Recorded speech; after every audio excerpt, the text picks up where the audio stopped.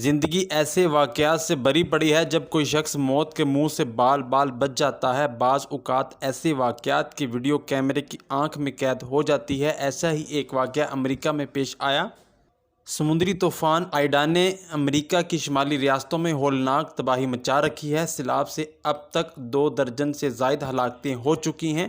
تاہم ایک خوش قسمت خاندان ایسا بھی ہے جو سیلاب میں پھنسنے کے باوجود بچ نکلا۔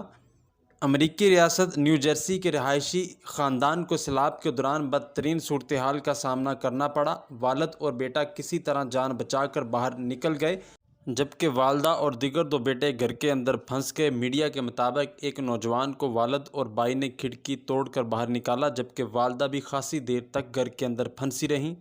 حال ہی میں سامنے آنے والی سیکیورٹی کیمرے کی ایک اور فوٹیج میں مزید دل دہلانے والے مناظر سامنے آئے ہیں۔ فوٹیج میں دیکھا جا سکتا ہے کہ تہہ خانے میں پانی بھر چکا ہے اور وہاں ایک شخص موجود ہے۔ وہ شخص سیڑھیوں کی طرف بڑھتا ہے اور اسی وقت پانی کا زوردار ریلا تہہ خانے کی دیوار توڑ کر اندر داخل ہوتا ہے اور تہہ خانے میں موجود تمام سامان بہہ جاتا ہے۔ تاہم وہاں موجود شخص صرف چند لمحے قبل وہاں سے نکلنے میں کامیاب رہتا ہے۔